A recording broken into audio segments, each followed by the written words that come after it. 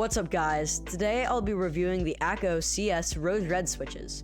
The Rose Reds are manufactured by KTT but sold by Akko.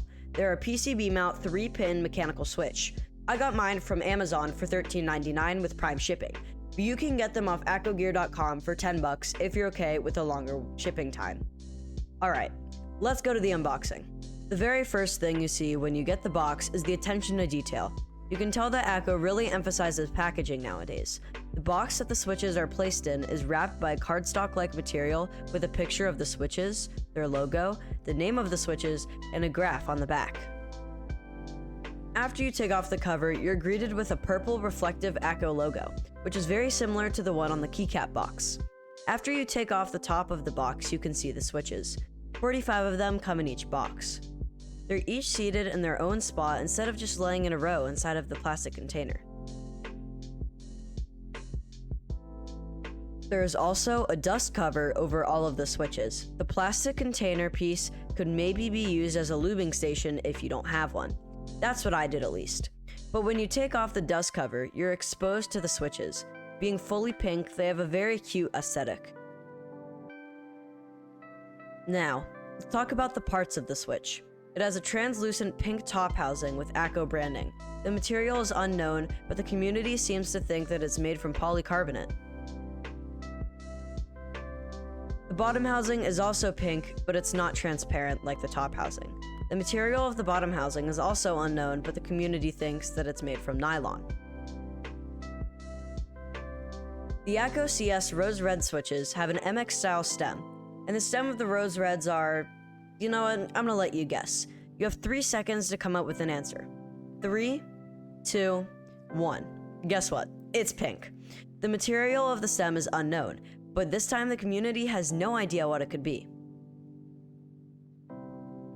The switches in Akko's V2 line of switches, which includes the CS Rose Reds, have progressive springs.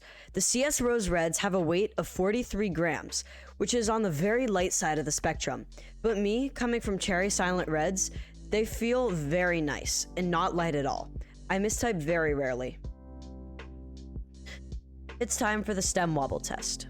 I will also test the ink black V2s and the milky yellows so you can compare the 3 switches. Both the ink blacks and the yellows are filmed, while the Rose Reds aren't. Alright, time for the stem wobble test. We are going to start out with the Gateron yellow. Up and down. 3. Side to side. 2.5. Up and down. 4.5. Side to side. 4. Up and down. 4.5. Side to side. 3.5. So it is a little bit better than the milky Gateron yellow, and a tad tiny, like really small bit worse than the Gateron black ink, but it is so close that I really don't think you will find a difference between the Rose Red and the black ink wobble wise, but it is miles better than the milky Gateron yellow. Alright, it's time to lube these things. I'm not going to show you a lubing tutorial because you've probably already seen a ton of those and don't need to see any more. But I do want to mention that the 0.3mm desk key switch films I ordered don't fit in the switch because it is already really tight, which I guess is a good thing because you don't have to go through the hassle of filming. Time for the good old lube versus unlubed comparison.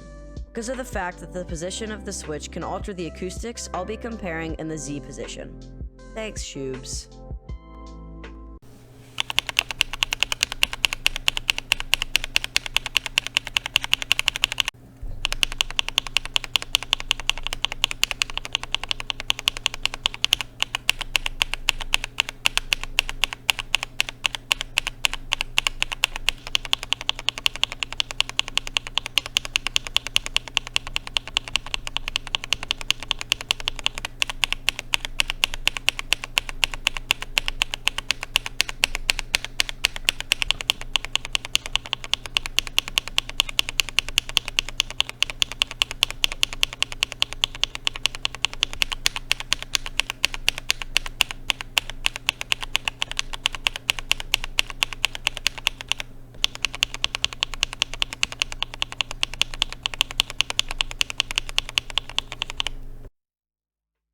As you can hear, the stock one has a massive pinging problem, but it completely went away after lubing. The stock switch has some minimal scratch also, but it mostly went away after lubing too. The switch also got way thockier after lubing. Alright, time for the thing you all have been waiting for, the sound test.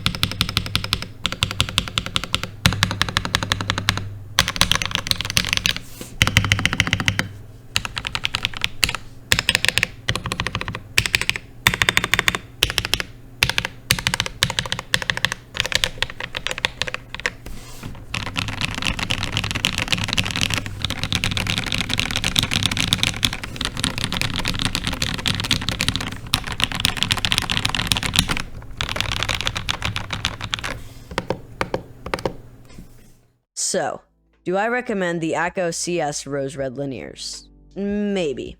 Let me elaborate. The Rose Reds are a very premium switch with very minimum wobble, scratch, and ping after lubing. And for the price, I think they're a great deal. But the reason I said maybe instead of yes is the spring weight. It is very light. Like I said earlier, it's not a huge problem for me, but it most likely will be for a lot of people. So if you like very light switches like me, I say totally. But if you need a heavier switch, I recommend to either not get them or spring swap them. But that's all for now, guys. Peace out.